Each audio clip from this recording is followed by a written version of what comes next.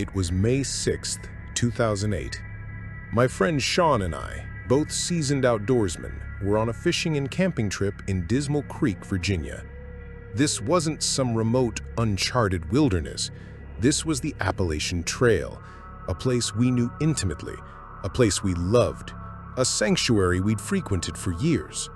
The air was crisp, the sounds of the creek soothing, the promise of a quiet evening under the stars. We were in our element, feeling safe and at peace. Who could imagine that such a familiar and cherished landscape could harbor such a profound threat? I was fishing alone that morning when another man approached. He introduced himself as Ricky Williams, though Sean and I would later suspect it was a fake name. He was straggly, gaunt, looked like he'd been living rough in the woods for a couple of days. But oddly, he wore expensive new camouflage and hiking boots. He seemed harmless enough, perhaps an alcoholic, but nothing to alarm me. We chatted, and I, out of common courtesy, invited him to join us at our campsite later that evening.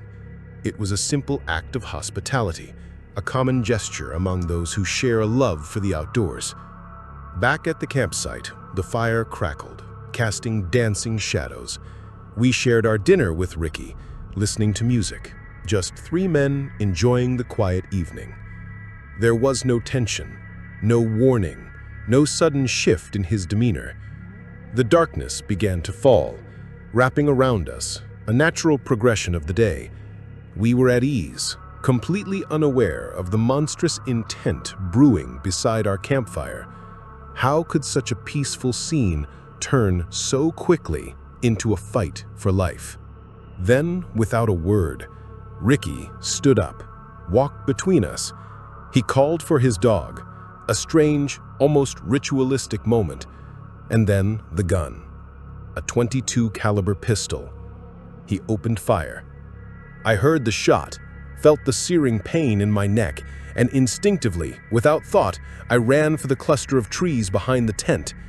My hand flew to my neck, plugging the hole with my right index finger out of pure, primal instinct.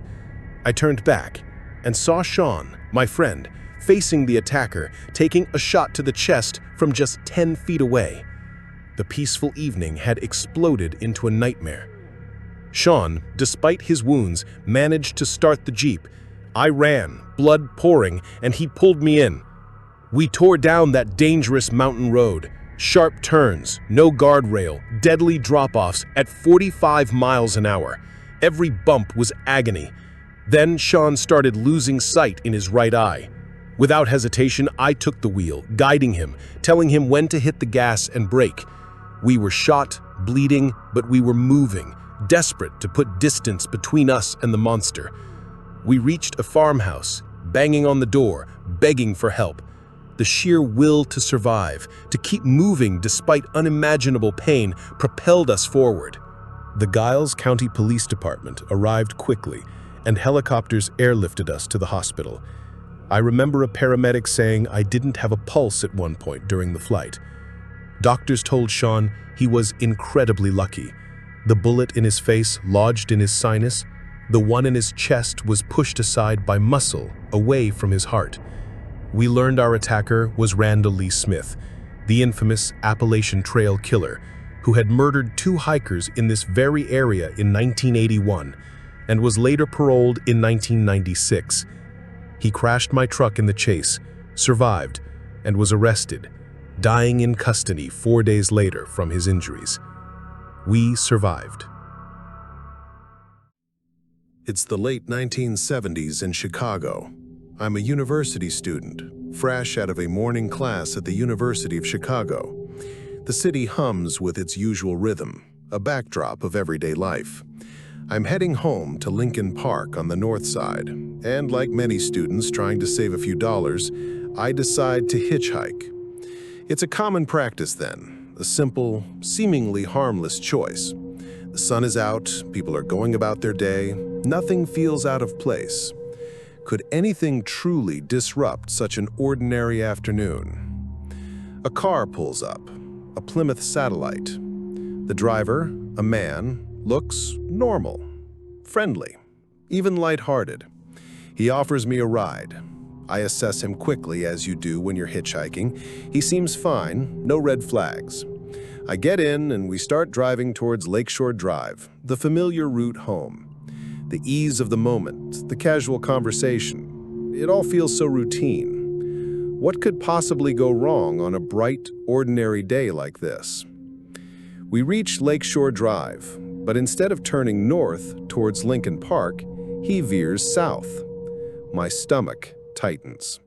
I tell him calmly that he's going the wrong way, that I need to head north. He looks at me then, a slow, dark smile spreading across his face. He puts his hand on my knee. "No, son," he says, his voice low. "You are coming with me." My blood runs cold. The friendly facade shatters, revealing something utterly monstrous beneath. I freeze, paralyzed by a terror I've never known. How quickly can the mundane mask such profound evil? My mind races, searching for an escape. Panic threatens to consume me. But then, a miracle. We hit traffic near the South Shore. The car slows, bumper to bumper. This is it, my only chance. I quickly unlock the passenger door. Every fiber of my being screams.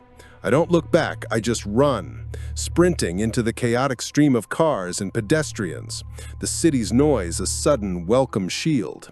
The sheer raw instinct for survival takes over, propelling me forward, away from that car, away from that smile. Months, maybe a year or two pass. The memory of that ride fades, becoming a nightmare I try to forget. Then, a cold December day, I'm in a cafe, having coffee with my future wife. A news report flashes across the television. My blood runs cold. The man on the screen, it's him. The man who picked me up that day, John Wayne Gacy. He's been arrested for the suspected rape and killing of over 20 young men and boys.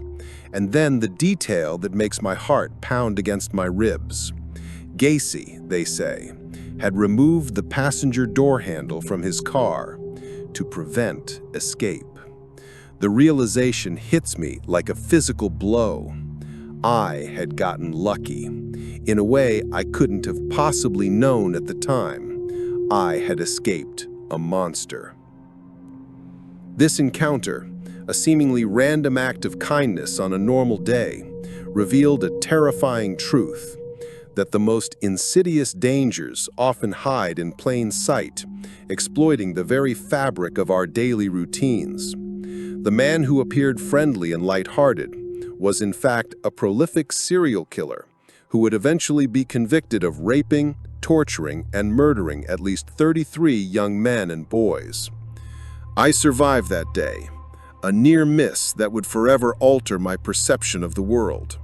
The shadow of John Wayne Gacy, the killer clown, became a stark reminder of how close I came to becoming another one of his victims.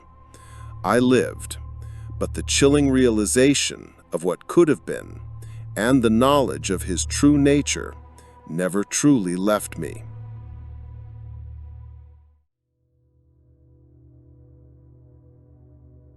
Renovating an old house is usually about bringing new life to old spaces, uncovering charming architectural details, maybe finding some vintage coins. It's a project, a labor of love, full of dusty discoveries.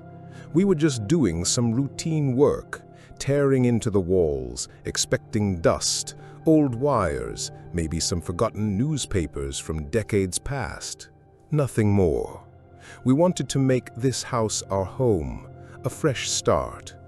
How often do we truly consider the hidden lives that have unfolded within the very walls we inhabit? But then, in a plastered-up cavity under the stairs in our Walton house, we found it. Not a treasure, not a historical relic, but a doll. A blue-eyed, ponytailed rag doll, clad in a pinstripe dress. It was tucked away, hidden, almost as if it was meant to be forgotten. and clutched in its tiny hand a note, folded, aged, but clear. My heart pounded as I unfolded the paper, a growing sense of unease washing over me. The innocent appearance of the doll starkly contrasted with the chilling discovery. "Thank you for freeing me," it began. A strange, unsettling start. But then the words turned cold, the handwriting neat, but the message utterly chilling. My original owners lived in this house in 1961. I didn't like them, so they had to go. All they did was sing and be merry. It was sickening. Stabbing was my choice of death for them, so I hope you have knives. And the final, sinister sign-off, "Hope you sleep well." The words seemed to jump off the page, a direct, malevolent whisper from the past. Who wrote this? Was it a sick joke from a previous owner? A macabre prank meant to terrify a future resident? Or was it something far more sinister, a dark secret buried within the very structure of our home? The year 1961, what truly happened in this house then? The doll, once a child's comfort, now a silent, unsettling messenger of potential violence. It makes you wonder, what other stories, what other horrors do these walls hold, hidden just beneath the surface? The doll and its message remain an unsolved mystery. We haven't found any verifiable records of a murder in 1961 associated with the house, but the unsettling feeling persists. The note, whether a prank or confession, has irrevocably changed how we view our home. Every creak, every shadow now carries a whisper of that hidden past, a chilling reminder of the unknown lives that once filled these rooms and the secrets they may have taken to their graves, leaving only a doll and a note.